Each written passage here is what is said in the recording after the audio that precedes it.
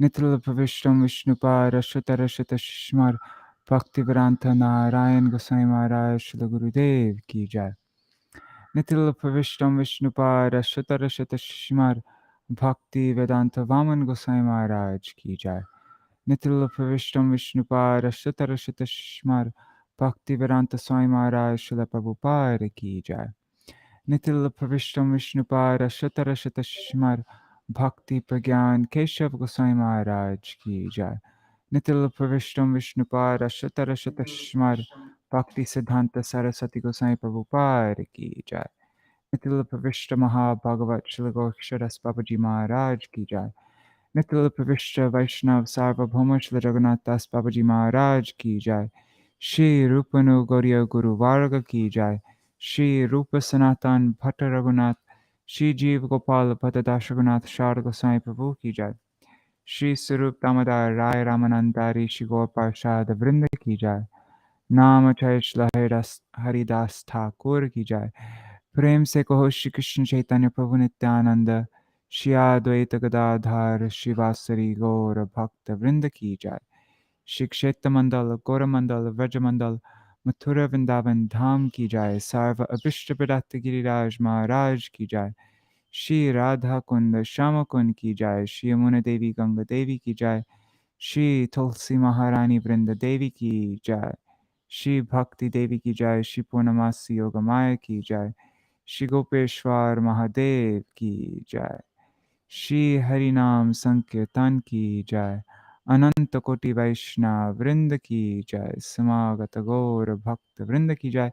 ग्रंथराज श्रीमद् भागवतम की जय। श्री निताय गौर प्रेमानंदे हरि हरि बोल।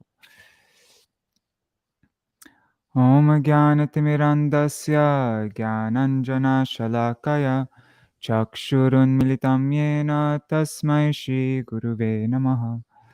नमो ॐ विष्णुपादाय राधिकाय प्रियात्मने श्रीमद्भक्तिवेदान्त नारायणीति नामिने।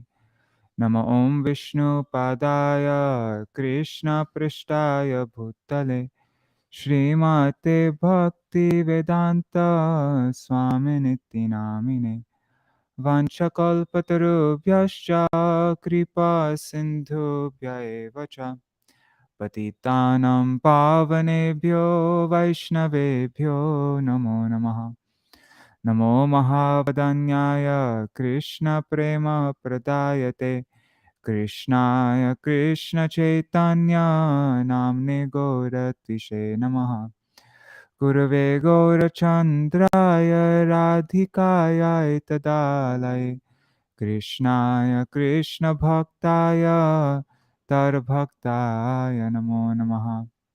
यं प्रव्रजन्तमनुपेतमपेतकृत्यं द्वैपायनो विरहकातर आजुहाव पुत्रेति तन्मयतया तरवोऽभिनेदुस्तं सर्वभूत हृदयं मुनिमानतोऽस्मि। नारायणं नमस्कृत्य नरं चैव नरोत्तमं देवीं सरस्वतीं व्यासं ततो जयमुदीरयेत्। शृण्वतं स्वकथा कृष्ण पुण्यश्रवणकीर्तनं हृदान्तस्थो ह्यभद्राणि विधुनोति सुहृत्सतम्। नष्टप्रायेष्वभद्रेषु नित्यं भागवत सेवया भगवत्युत्तमश्लोके भक्तिर्भवति नैष्टकी। तवैवास्मि न जीवामि त्वया विना एति विज्ञाय राधे त्वां नायमं चरणान्तिकम्। भक्त्या विहीन अपराधलक्षाय क्षिप्ताष्टकामादितरङ्गमध्ये कृपामयि त्वां शरणं प्रपन्ना वृन्दे नमस्ते चरणारविन्दम्। भज श्रीकृष्ण चैतन्य प्रभु नित्यानन्द श्री अद्वैत गदाधर श्रीवासादि गौरभक्तवृन्द। हरे Krishna Krishna Krishna Hare Hare Hare Hare Rama Rama Rama Hare Hare.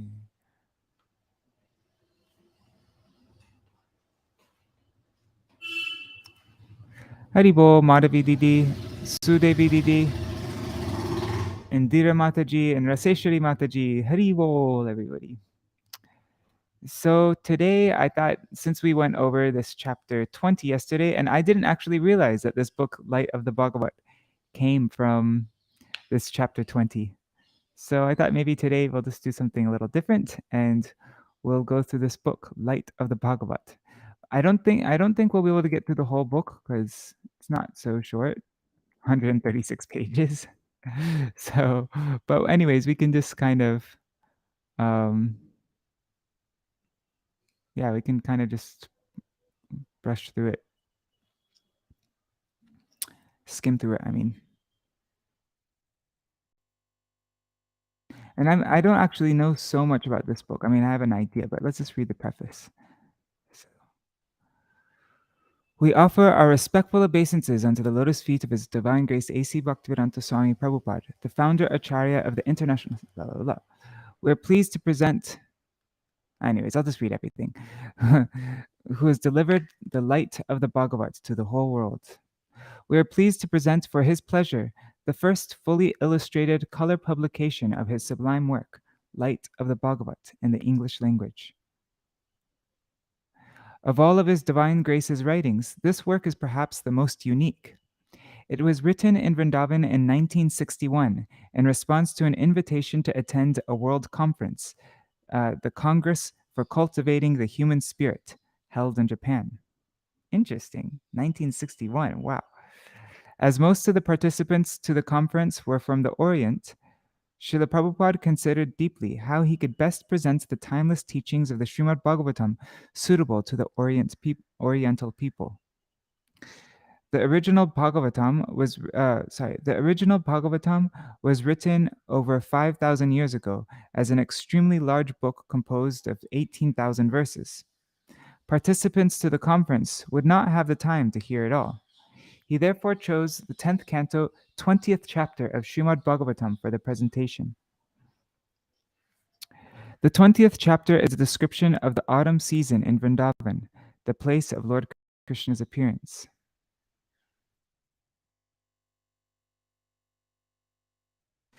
Srila Prabhupada knew that the Oriental people were very fond of hearing descriptions of nature and that the time of the autumn season is particularly auspicious to them.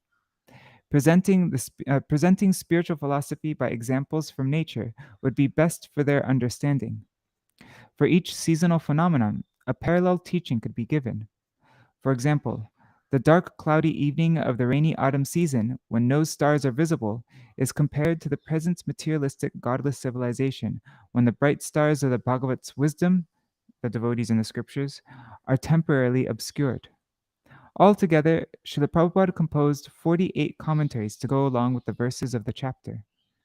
Srila Prabhupada's plan was that the organizers of the conference should find a qualified Orientalist to illustrate each verse, and he also wrote directions from which the artist could design each painting.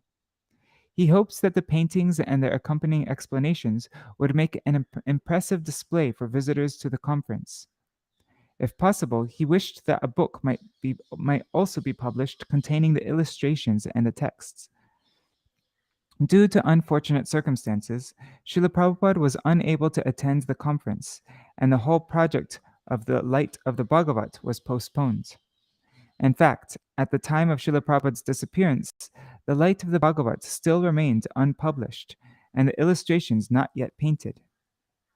Only recently has Light of the Bhagavat been published in English and Chinese.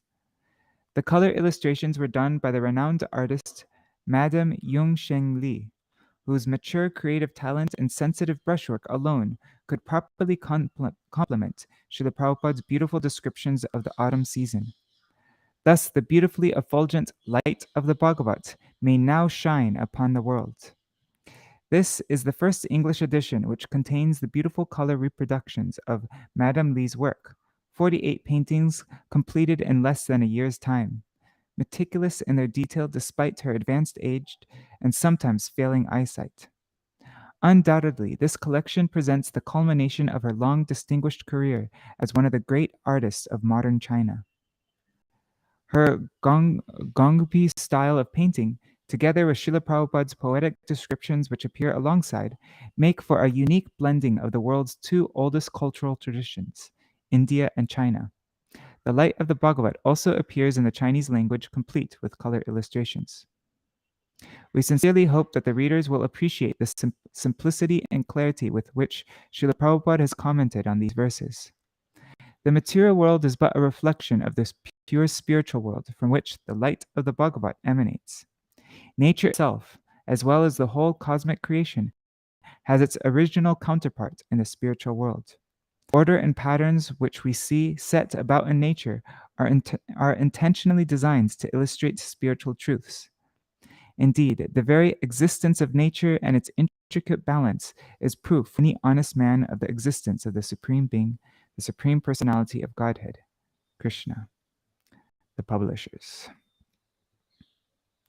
Okay, so I'll make it so we can see side by side.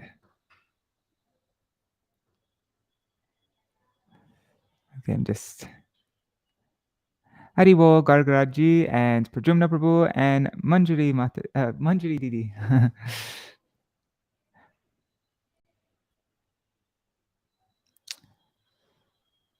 Yeah, so I don't know because we don't have that much time. We have half an hour, and so I don't know how much I can. And it's this is long. This is a big book, so we'll just have to skip around really and not read all the commentaries, but just some of them. The arrival of clouds, accompanied by thunder and flashes of lightning all over the sky, provides a picture of life-giving hope. Covered by deep bluish clouds, the sky appears artificially dressed. The thunder and lightning within the clouds are signs of hope for a new way of life. Let's read this first one at least. The serene sky, limitlessly expansive, is compared to the absolute truth. The living entities are truths manifested in relation with the modes of material nature. The deep bluish cloud covers only an insignificant portion of the limitless sky. And this fractional covering is compared to the quality of ignorance or forgetfulness of the real nature of the living being. A living entity is as pure as the limitless sky.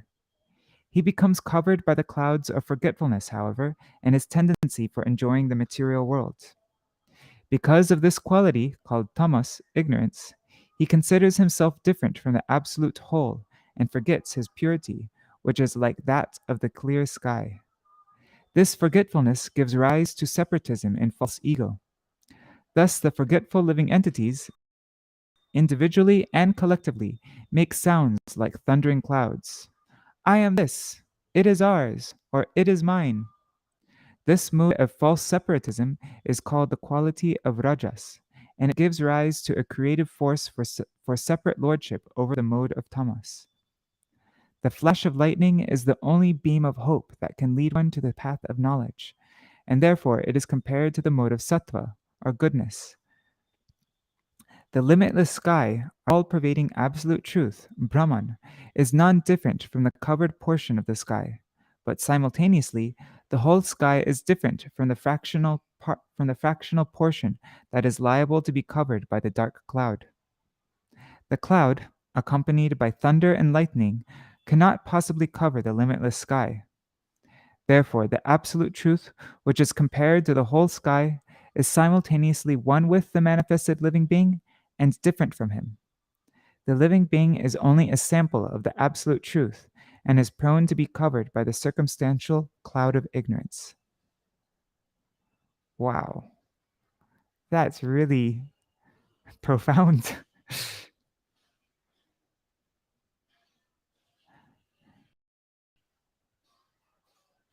The forgetful living entities individually and collectively make the sounds like thundering clouds. I am this, it is ours, it is mine.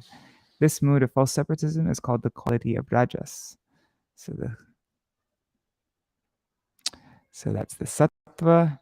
That's the Tama, and I guess I don't know if that's sound, but anyways, that's the Raja. And then, oops. Oh, it's not yet finished. There are two parties of philosophers, generally known as the monists and the dualists. The monists believe in the oneness of the absolute truth and the living entity, but the dualist believes in the separate identity of the living being and the absolute truth. Above these two classes, above these two classes of philosophers is the philosophy of Achinta Bheda Bhed Tattva, or the truth of simultaneous oneness and difference. This philosophy was propounded by Lord Sri Chaitanya Mahaprabhu in his explanation of the Vedanta Sutras. The Vedanta is the medium of philosophical interpretations, and thus the Vedanta cannot be absolute property of any particular class of philosopher. A sincere seeker of the absolute truth is called a Vedantist. Veda means knowledge. Any department of knowledge is called a part of the Vedic knowledge, and Vedanta means the ultimate conclusion of all branches of knowledge.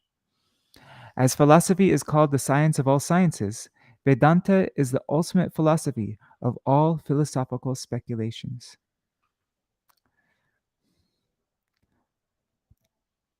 Beautiful explanations, huh? The scorching heat of the sun evaporates water from the seas, rivers, lakes, and reservoirs, and there is little water anywhere. The people become thirsty and always look overhead for rain, but in despair. Yet just at the right moment, torrents of rain begin to fall everywhere in the land, even on the hard stones, and the land becomes overflooded. So there it's all dry, but then look, is that filled with water? Everybody's, oops. Okay, so let's go to the commentary.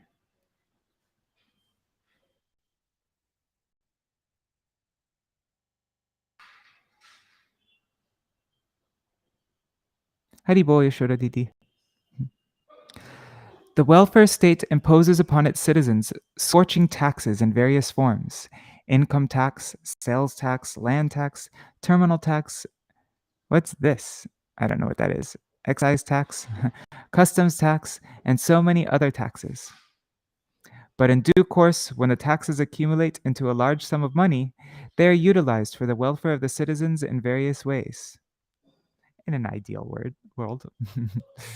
And I know in America they just go mostly to war. Nonetheless, sometimes it happens that the benefits of the taxes fall like rains on stone hearted men in the state who are unable to utilize the money properly and who squander it for sense gratification. Yes. The common man supposes the unequal distribution of rain represents nature's wrath for our sinful acts. There is truth in this. Thus, to have an equal distribution of state-raised taxes, the citizens need to be scrupulously honest and virtuous. They should be honest in the payment of taxes to the state and should have honest representatives to look after the administration. In the modern setup of democratic states, the citizens can have no cause for grievances because the whole administration is conducted by the people themselves. If the people themselves are dishonest, the administrative machinery must be corrupt. Although a damned government of the people may be given a good or fancy name, if the people are not good, they cannot have a good government, regardless of which party governs the administration. Therefore, good character in the consciousness of the mass of people is the first principle necessary for a good government and equal distribution of wealth. In ancient days, the kings were taught lessons in political philosophy by ideal teachers, and the citizens from village to village were taught the principles of self-realization according to the Vedic codes for both the material and spiritual upliftment of society. Therefore, the citizens were God-conscious and honest in their dealings, and the kings were responsible for the welfare of the state. The same basic principles are accepted in the democratic governments of the present day.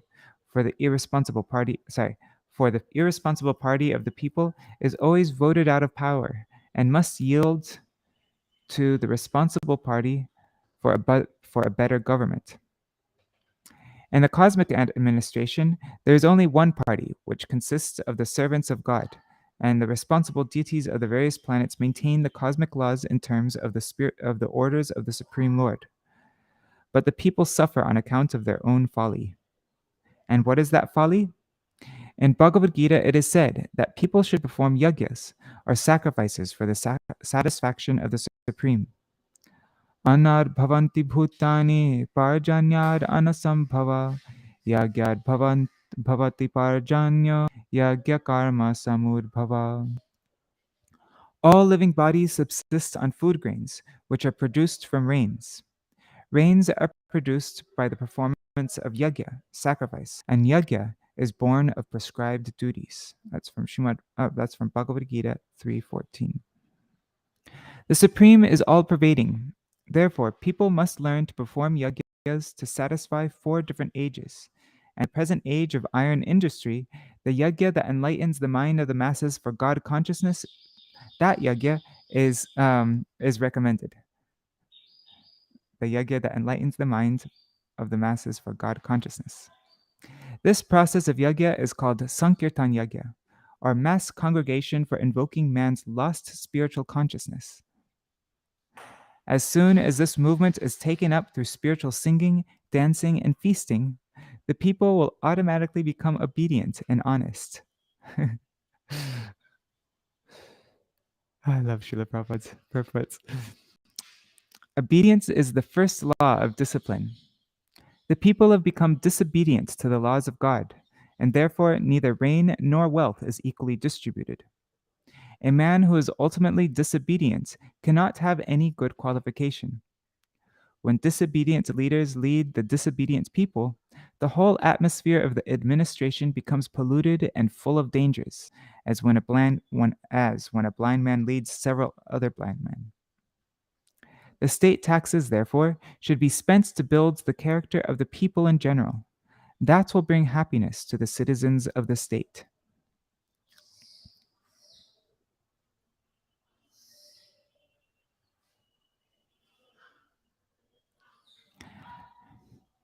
Attracted by electricity throughout the sky and driven by forceful winds, clouds gradually cover the surface of the earth to satisfy the needy people by supplying water, which is the substance of their life. The clouds bestow rains upon man as the mercy of the Lord, who is always kind to the needy living being.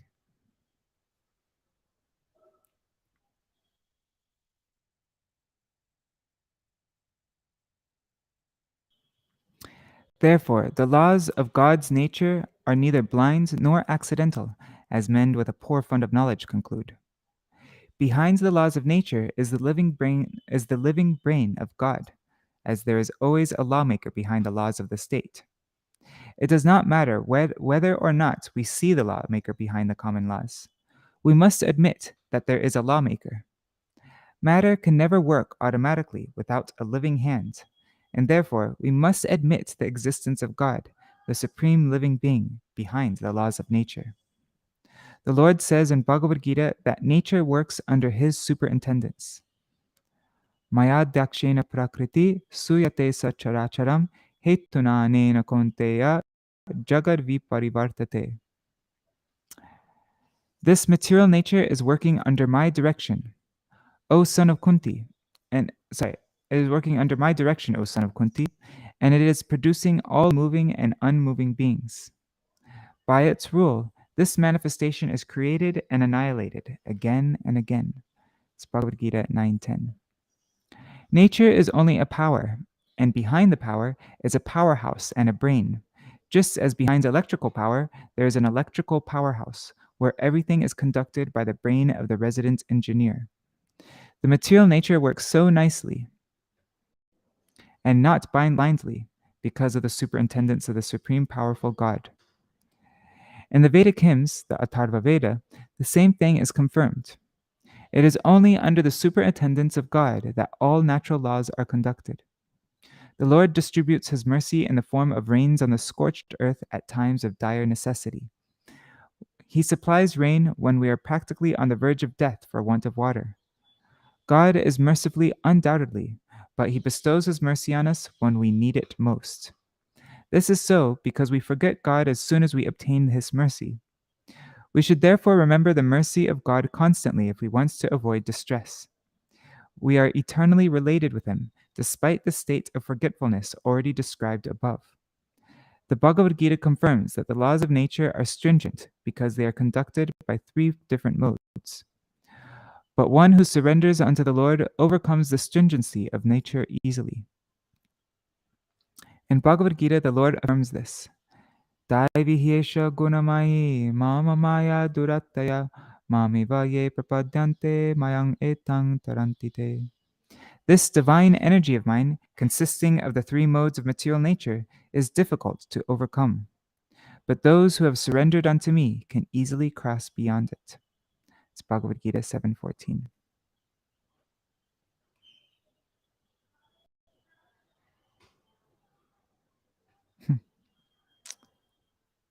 Very interesting, huh? Very unique style.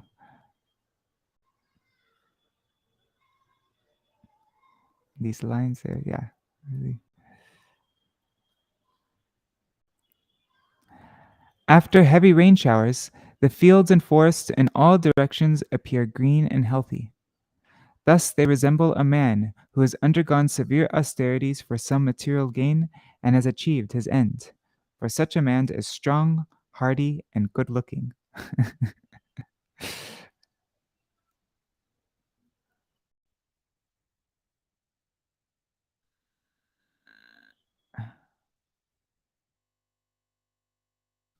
After heavy rain showers, the fields and forests in all directions appear green and healthy. Thus they resemble a man who has undergone severe austerities for some material gain and has achieved his end. For such a man is strong, healthy, and good looking. The greenery of the rainy season is but a temporary show. It looks very pleasant, but we must remember that it will not last. Similarly, there are persons who undergo severe austerities for some material gain, but those who are sane avoid this. Severe austerities for temporary gains are simply a waste of time, and it's a waste of time and energy. Material loss and gain are destined in accordance with the formation of each particular body. There are 8,400,000 species of life, and each type of body is destined to enjoy and suffer in accordance with its particular formation. The bodily enjoyments and sufferings of a wealthy man's son are different from those of a poor man's son. Although no one undergoes severe austerities to obtain distress, it comes upon us uncalled.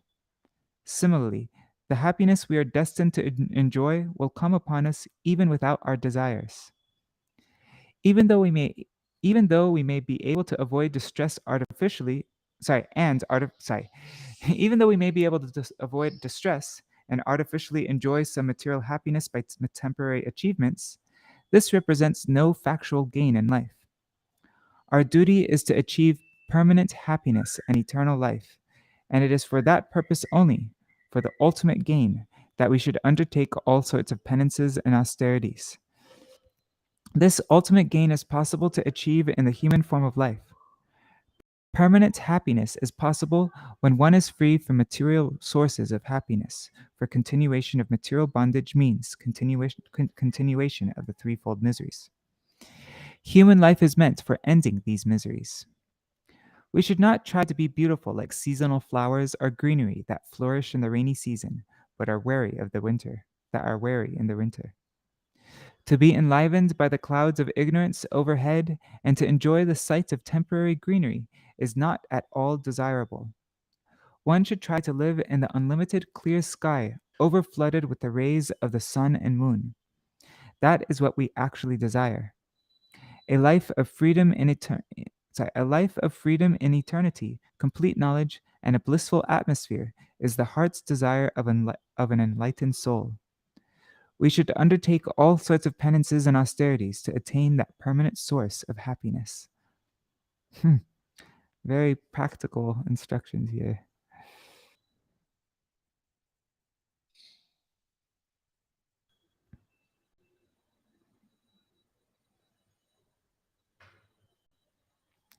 The evening in the rainy season is dark all around. There is no sight of the twinkling stars on the horizon or the pleasing moon. They are covered by clouds, and the insignificant glowworms become prominent in the absence of the luminaries in the open sky. The evening in this rainy season is dark all around. There is no sight of the twinkling stars on the horizon or the pleasing moon. They are covered by clouds, and the insignificant glowworms become prominent in the absence of the luminaries in the open sky. As there are seasonal changes within a year, so there are changing ages in the duration of the manifest cosmic world. These changing ages are called yugas, or periods. As there are three modes of nature, there are also various ages dominated by these three modes. The period dominated by the mode of goodness is called Satya Yuga. The period of passion is called Treta Yuga. The period of mixed passion and ignorance is called Dwapara Yuga.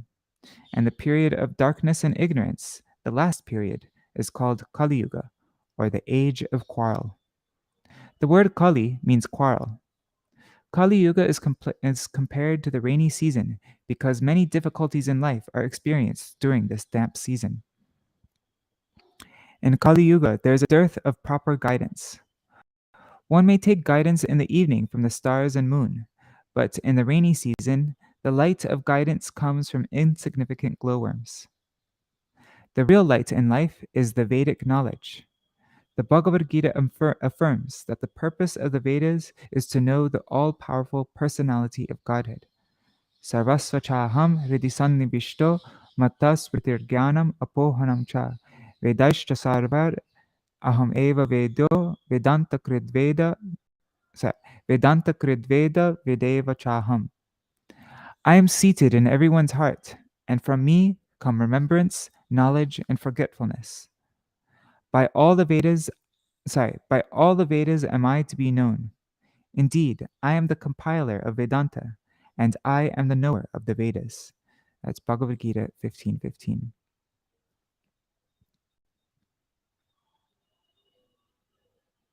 But in this age of quarrel, there are quarrels even over the point of the existence of Godhead.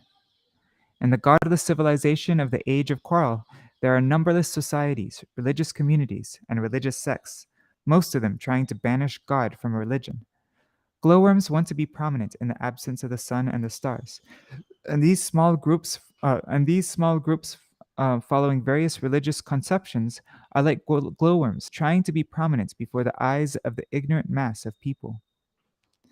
There are now a number of self-made incarnations people follow without authority from the Vedic literatures. There is regular competition between one incarnation's group and another's. The Vedic knowledge comes in a tradition from the spiritual master through the chain of disciplic succession, and the knowledge must be acquired through this chain without deviation.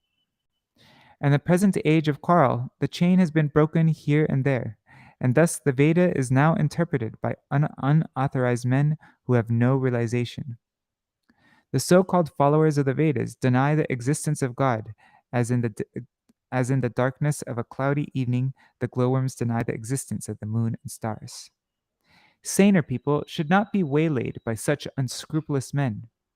The Bhagavad Gita is a summary of all Vedic knowledge because it is spoken by the same personality of Godhead who imparted the Vedic knowledge into the heart of Brahma, the first created being in the universe.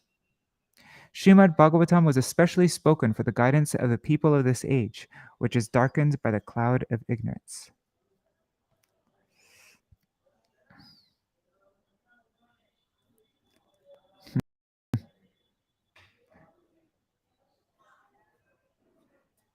This is the Brahmins and Brahmacharis chanting Vedic hymns, right?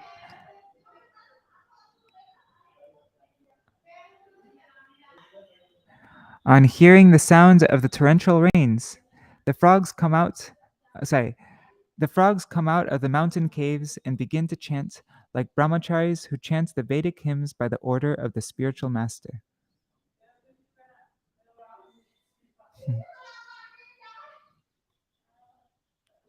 In this age of a godless civilization, the sages of world recognized religious sects who believe in God must come out of their secluded places and preach the science of God, the supreme will, to the people in general. Hindus, Muslims, Christians, members of of the other sects that have convincing faith in the authority of God must not sit idly now and silently watch the rapid growth of a godless civilization. There is the supreme will of God, and no nation or society can live in peace and prosperity without acceptance of this vital truth. Wow, that's really nice. Srila Prabhupada saying all the Hindus, Muslims, Christians, and members of other sects, they should all come out and preach. The warning is already there, and responsible leaders of the religious sects must meet together and form a common platform of a league of devotees of the Lord. There is no need for self realized souls to live in a secluded place. Perfect self realized souls engaged in the service of the Lord are unafraid of Maya, just as law abiding citizens of a state never fear the police. Such fearless devotees of God always speak scientifically about the existence of God, even at the risk of death. Such devotees of God feel compassion for the mass of people who have completely forgotten the Supreme Lord and who engage in the false pursuit of happiness that ends in the sense pleasures enjoyed by the hogs and dogs. Whoa, powerful. That was an amazing explanation. It's really inspiring, huh? These paintings are really beautiful, huh?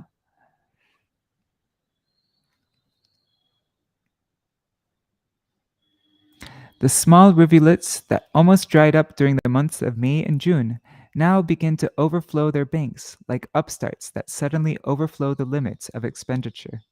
I'm just checking the comments. Okay. Hare Krishna Shasharmaji.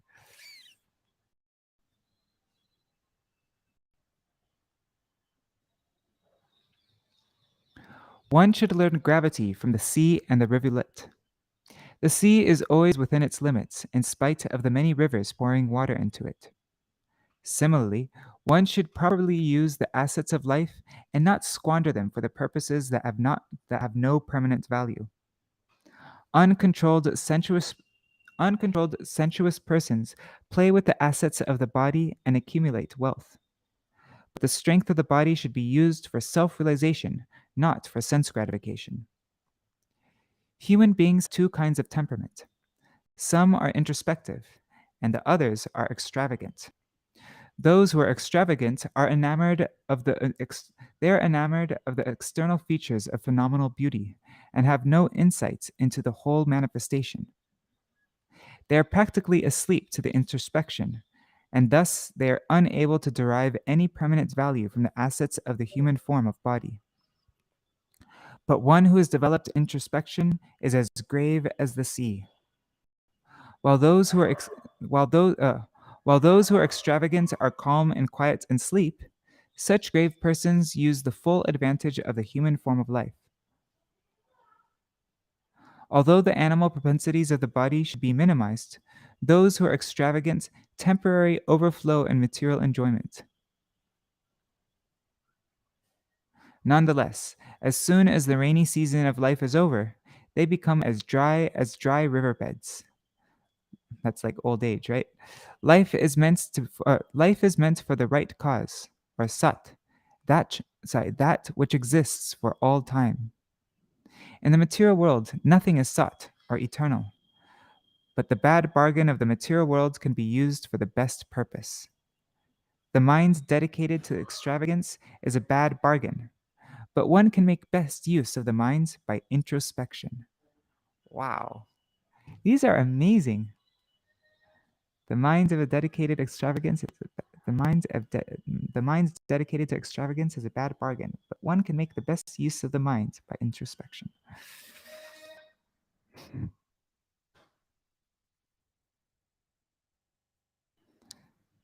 Sounds like the Shira Gosai Maharaj almost.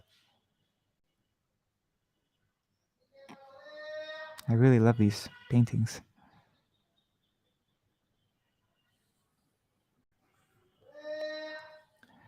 The colorful greenery of the newly grown grass, the seasonal flowers, the frogs' umbrellas, the butterflies, and the other variegatedness of the rainy season perfectly represent a well-to-do family absorbed in vanity over their personal assets.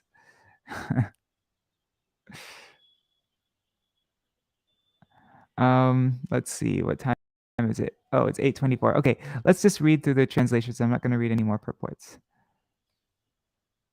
Should we read this tomorrow? No, this is too long. A picturesque scene of green paddy fields enlivens the heart of the poor agriculturist, but it brings gloom to the face of the capitalist who lives by exploiting the poor farmers. See, look, there are the happy farmers. There's the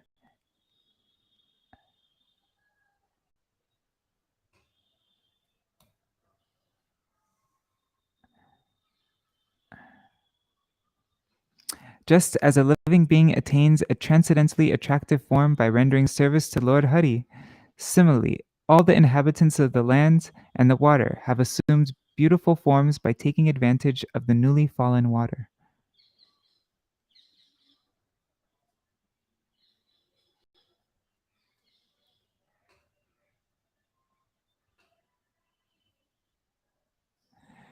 The rainy season, when the rivers swell and rush to the ocean, in the rainy season, when the rivers swell and rush to the ocean, and as the wind blows the waves about, the ocean appears to be agitated. Similarly, if a person engaged in the mystic yoga process is not very advanced in spiritual life, he can be affected by the modes of nature and thus will be agitated by the sex impulse.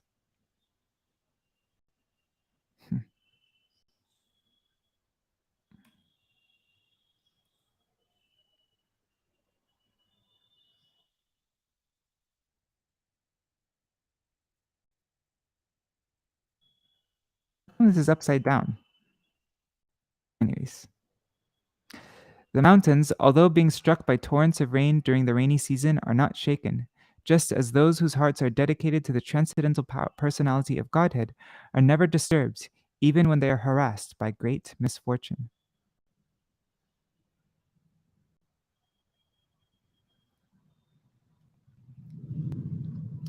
In the rainy season, some of the roads are not frequently used and become covered with long grasses, on account of which it becomes very difficult to see the road. Similarly, in this age of transcendental scripture, in this age, the transcendental scriptures are not properly studied by the Brahmins. Being covered by the effects of time, the scriptures are practically lost, and it becomes very difficult to understand or follow them.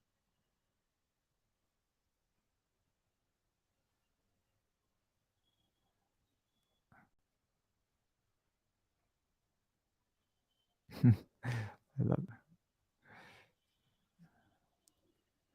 The lightning becomes unsteady in its friendship, falling to remain faithfully in any one of the clouds. Sorry, wait, I don't understand that. The lightning becomes unsteady in its friendship, failing to remain faithfully in any one of the clouds. Okay, although they are the friends of the entire world. Just as lusty women do not remain steady, even in the company of men who possess excellent qualities.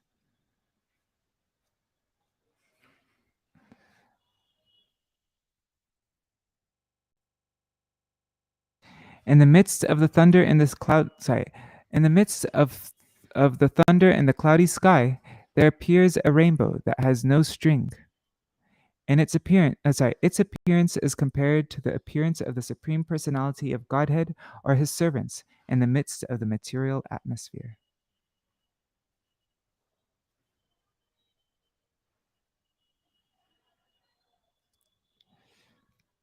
At night, by the grace of the at night, by the grace of the moonlight, the clouds in the sky can be seen moving. Yet the moon itself appears to be moving, just as a living being appears to be moving because of false identification with matter.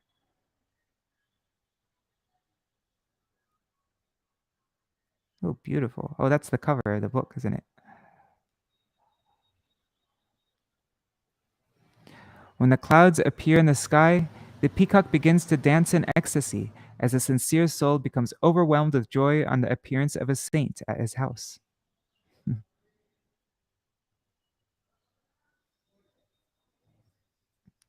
Many plants and creepers that were almost dead during the months of April and May are now visible again in various forms, for they are nourished by their roots in the moist earth.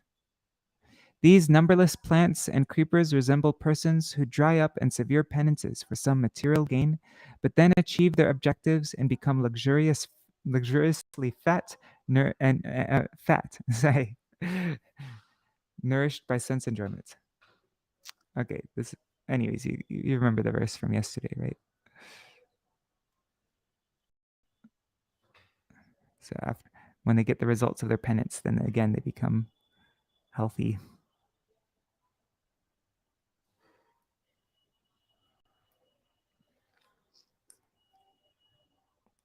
A crane stands on the edge of a pond that is always disturbed by flowing water, mud, and stones. The crane is like a householder who is disturbed in the shelter of his home, but who, because of too much attachment, does not want to change his position.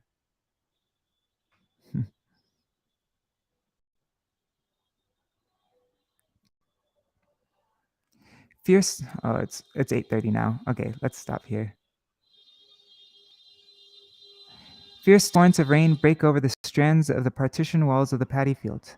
These disturbances resembled those created by the seasonal opponents of the standard principles of the Vedas, who were influenced by the age of Kali.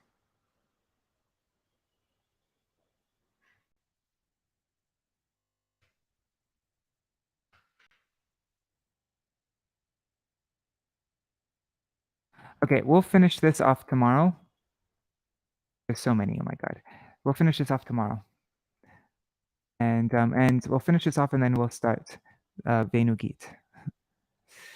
Hare Krishna, Krishna Krishna, Hare Hare, Hare Rama,